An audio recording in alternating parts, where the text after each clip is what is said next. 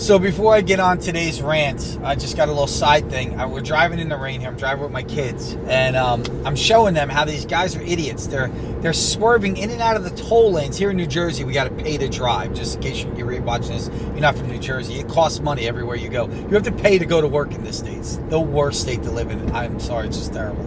But there's 6 people in this lane and 4 people in this lane. So the person in this lane is going to cut across 3 lanes and get into the other, so they can get behind the 4 people instead of the 5 because they were the last one in the 6. And it's raining out. It's terrible weather. So why are you driving like that? Why are you driving like an idiot, putting everybody at risk so you can save, 8-10 seconds, maybe? You're going to go home and you're going to binge watch Breaking Bad on Netflix for 3 hours. So did the 8 seconds really matter?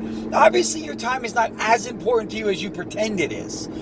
So you need to pick and choose your spots in life. And as I'm explaining this to him, we go through the toll. There was some idiot from Virginia in front of us, took forever. And then a person's off in the woods, crashed their car. It looked like they were okay, but 100 yards past the toll. How fast and how obnoxious do you have to drive that you are no more than 100 yards from a toll that you have to stop at, that you're already lost control and ran off into the woods? I want to feel bad for him, but I don't. It's your own fault. You're an idiot. Learn how to drive. Learn what's important. Drive defensively. If you're not going to drive defensively, normal driving, like my wife, terrible driver, does not drive defensively, normal driving. At least drive defensively when it's pouring rain out. When everybody's a little more vulnerable to hydroplaning, it takes longer to stop. How stupid of a person do you got to be? How inconsiderate and how selfish do you got to be? It's just crazy. People watch and say, oh, well, you're driving, you're making a video.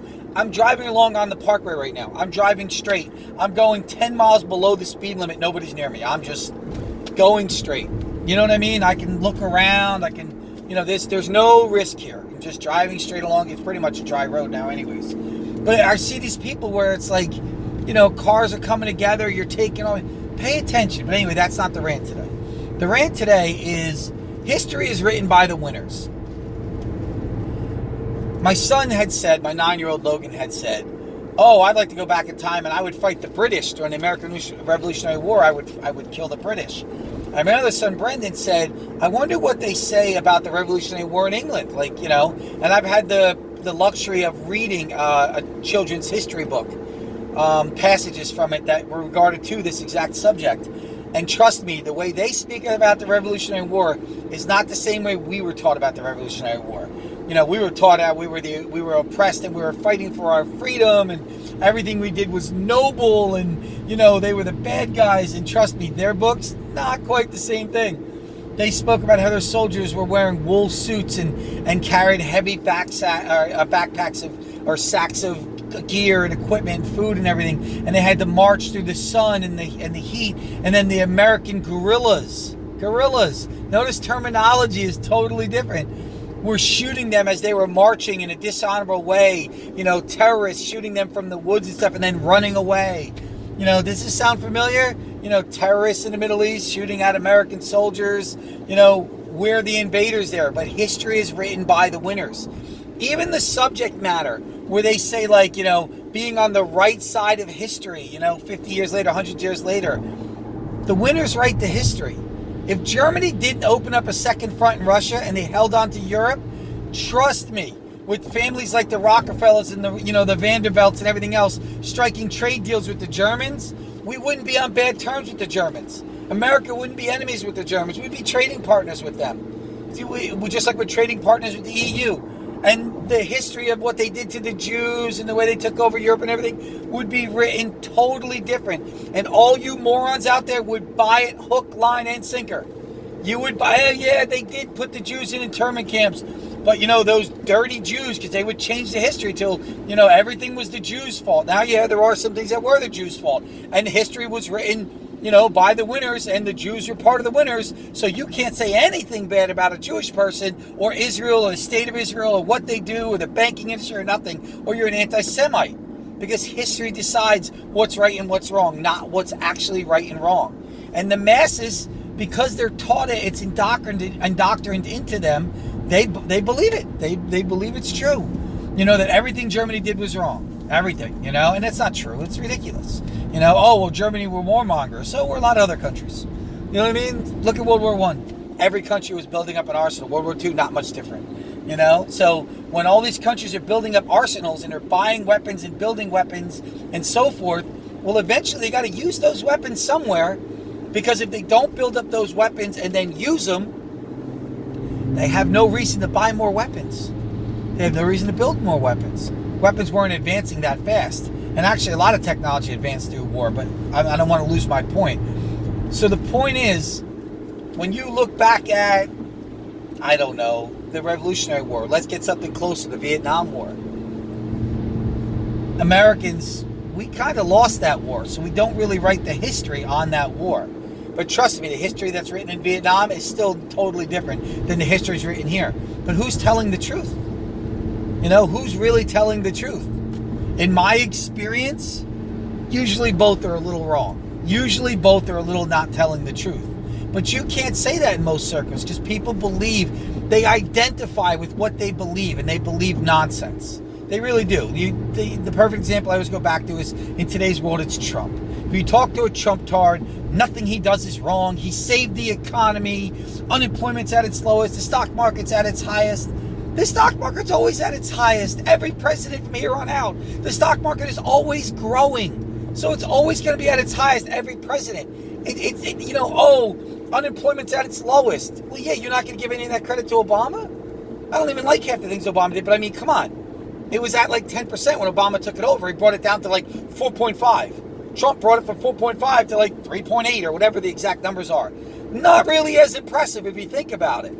Now, technically, is it as impressive to go from, say, 4.5 to 3.5 as opposed to 8.5 to 4.5? Kind of, yeah, because it's a lot harder to get gains once you get down to that, what's considered, full employment. It's a lot easier to make subtle changes and make plans that change to bring unemployment down from 9 to 6 than it is from 6 to 3. But those are all the nuances of things. And people don't like, I gotta get changed. People don't like the nuances of things. They like it simple because people are stupid. They don't like to think for themselves. Cognitive dissonance allows Trump-tards to believe whatever it is they gotta believe, that their God, their second coming of Christ can do no wrong. And if you say anything that they're doing that he did anything wrong, oh, well, then you're a libtard and you're a snowflake and yada. And then it goes the other way with the leftists, with their nonsense with, more change you got to pay to drive in New Jersey, so everywhere you go you pay. Hate this state, but anything you say, if you say anything bad, you're a libtard. But then on the other end, if you say he did anything good, which of course he did things good, but if you say he did anything good, or you say I voted for him, for this, no, you're a racist and you're a bigot and you're a sexist and da. You're all those things, and it's like, wait a minute, no, I'm not. I just chose to vote for him because I thought he was a better option than Hillary. You know what I mean? Doesn't that make you a sexist if you think Hillary should have been voted for because she was a woman? And why is you being a sexist not bad, but me being a sexist somehow condemnable? Or why is it you being a racist because you're black okay, but me being a racist because I'm white not okay? Do you see what I mean? The people that write the history are the ones that decide what's right and what's wrong. So is there any validity to any of it? No, it's all freaking nonsense. It's all ridiculous. I just argue with my son over the pay gap, this imaginary pay gap that women claim exists, and they use anecdotal and isolated evidence to support their argument. I mean, one of the teachers actually said, in such and such a movie, this actor made more money than this, well, I guess they're called female actors. That's so stupid. Actress. But okay, female actor. It's retarded. But this female actor. And that was the supporting evidence to there's a wage gap between women and men. And say, okay, so then go to the next Reese Witherspoon movie and show that she made $15 million. And her supporting actor, the male that did the movie with her, and he made $3 million. So does that mean that there's a wage gap the other way? It's just as valid as the evidence you gave. It's stupid. It's no different than when they talk about, this woman works at this company and she makes this much, this man makes this much. Okay, we'll go to, Citigroup, I think it is. There's a woman that runs that. I bet you she makes more money than anybody else. I'll bet you $100. She makes the most money in that company. You know what I mean? She's the CEO. She runs the show. So does that mean the men should start complaining about the wage gap? Well, no, that makes no sense. That's an isolated incident. It's over the broad spectrum of things. And then there's a question of, if women did make less money, why? Is it because of their genitalia? No, it's not. It's because they're not as keen towards arguing over their wages. They don't have the same personality traits that a lot of men have that work in the fields that they're going to isolate and use. But in that wage gap, just so you know, it's based on the whole spectrum of wages. And women do make a little less than men, as they should. They should make less money than men, period. There's no arguing there. Men take on more dangerous jobs, more labor-intensive jobs that women won't do. So when you go into the broad spectrum of the workforce and you take the lesser educated or the lesser motivated or the lesser skilled and you take the men, what are they going to do? To make money, they're going to go work a construction job, a commercial fishing job, an oil rig job, a job that is high risk, a job that is high labor. It's a painful job to do. And they're going to make more money than the women that go work as a secretary or as a retail position or something like that. That's just, there's nothing wrong with that. That's totally okay. But there are people that hide that fact from you when they stress that wage gap thing. They leave that part out. You know, those are the feminist Nazis that have an agenda and they want to convince you of something that isn't true. And if it was true, why would they have to lie to you? Why couldn't they tell the truth? Because they know the truth. So they have to lie to you. They do what they do. You know, and you're not smart enough to see through it. You need guys like me to open your eyes to the reality of it. You know, there's the patriarch of our society. There's no patriarch. That's bullshit. It's total nonsense. You know, why is there only 7 women, you know, heads of the top 100 companies, 7 women CEOs? Because women aren't willing to put the time and the effort and the blood and sweat that men are willing to succeed.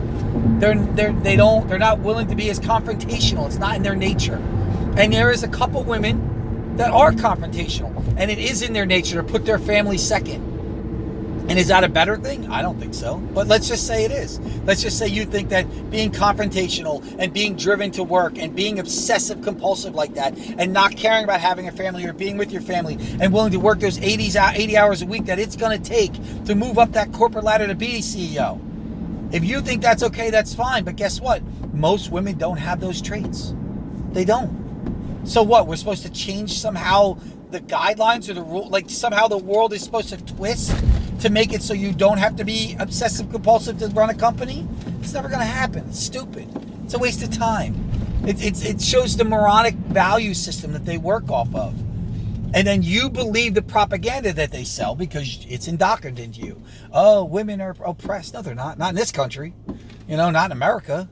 Women have it better than men. In so many situations, I would lose count. What is it, 57, 58% of college graduates now are women? Well, we got to do something about that. Got to even that number out.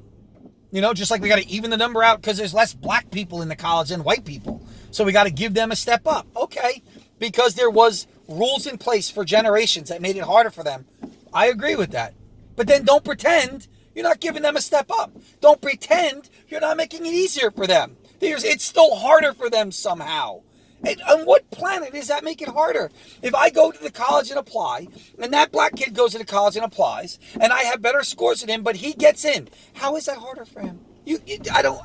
What planet does that make sense? Oh, that you don't understand it because it's your white privilege. I guess I'm not as stupid as that black guy who somehow, because he doesn't have white privilege, he gets to be moronic, and his logic makes sense in an illogical world. You know, if you want to argue whether or not he deserves to get that step up or he gets to get that leg up in life because of something that happened in previous generations, we could argue that, and I wouldn't agree with that. I don't think that's the way it is anymore, so I don't think he still deserves it, but I could be wrong. That could be an argument. But you cannot argue that he's not less than me, that he's not getting a leg up because of his skin color or because of his gender or whatever, and then say he's not less than me. Well, if he's not less than me, then don't give him the leg up. That's not fair.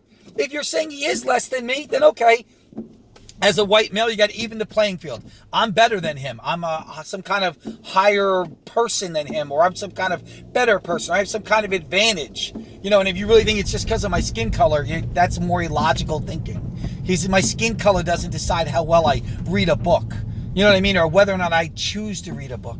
Whether my culture taught me to read a book or my culture taught me to do something else. Whether my culture, whether the place where I grew up, now me personally, I didn't grow up in that world, so I can't even use that as an example, but where someone's culture teaches them that concentrating in school and working hard in school and trying harder in school is more important than listening to this music or getting in this criminal activity or caring about this agenda that tells you you're a victim, well, that's the results you get.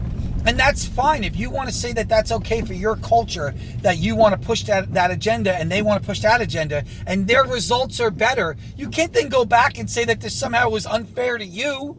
You know, that's nonsense. But history is written by the winners. And right now the winners, or the people in control, have a very leftist agenda. And they're pushing that history. They're pushing that, they're indoctrinating that into our children. And we as parents have to fight that. And if you think it's okay to teach your kid that somehow there's something wrong with him because he's white, or something wrong with him because he's black, then you've got your own issues. And you got to go back and check out what was indoctrinated into you. You know, you got to teach your children to be proud of who they are. And look at obstacles as nothing more as one more thing to overcome. And if you have an Asian kid, you know, and you say, oh, well, I can't use Asian because they don't really teach their kid. They do a pretty good job the way their culture is set up with education comes important, family is important, and so forth. But let's use white and black because that's just the easiest. And you want to teach your kid that, oh, because he's a black kid, he's a victim and he's got to overcome all these obstacles because of the color of his skin. You know, that's your issues. You got to work on that because the victim mentality never succeeds. It doesn't do anything good for you. Nothing good comes of that. And if you think I'm wrong, then you go to any life coach, any mentor, any famous business coach, anyone that teaches, you know, systems to improve, how to improve your life, how to make money in the future, how to be an entrepreneur, whatever. I don't care. Tony Robbins, Eric Thomas, hip hop preacher, the old Jim Rohn, any of them. You go back to any of them, any of the lesser known ones, black, white, or other. None of them teach victim mentality. Not one of them. These are the top speakers in the world. These are the guys that the richest people in the world go to for advice on how to better themselves. Why do you think that is? But yet the D.L. Hewleys of the world are constantly teaching the victim mentality and nothing is your fault, white man bad, this, that, white privilege, and all this stuff. Why do you think he's teaching a different mentality than them? But unfortunately right now, because history is written by the winners, and right now the leftist agenda is winning in our media, in our TV, and in our all the things that influence on a daily basis. They're teaching that that's okay, and that's not good. You have to teach your children to look through the nonsense, no matter where they come from, no matter whatever it is. I'm parking the car for a second. You have to teach them to look through that nonsense and see the truth. See the truth for what it is, not for what is being presented to you. Sometimes what's being presented to you is the truth. It's not all conspiracy. It's not all lies. But you got to look past it. You got to look and say, why is this person teaching this to me? Well, who benefits from this? Who gains money from this? Whose agenda is appeased by this? You know, you got to learn analytical and critical thinking. And your kids are not going to learn that in school. You have to teach them that as a parent. You have to break things down for them. You have to look through the nonsense and get rid of all that BS. In other words, okay, let's say you believe, like I do, that white privilege is total BS, that it has nothing to do with white, it has to do with money. That's the way I've always viewed the world. There's some validity to that. Now, there's also validity to say that a lot of the money was in the white community. That's just simple facts. You can't teach your kid that white privilege is BS and then teach your kid that most of the money doesn't sit in the white community. Because now you're teaching them a falsehood to push your agenda, and you're no better than the leftist nonsense teacher that's teaching them in school that there's something wrong with them because they're white. You know, you can't teach your kid, if it's a black kid, that there's something, you know, oh, well, you're going to have certain struggles in life because you're black. You're going to have to maybe break through certain barriers. Okay.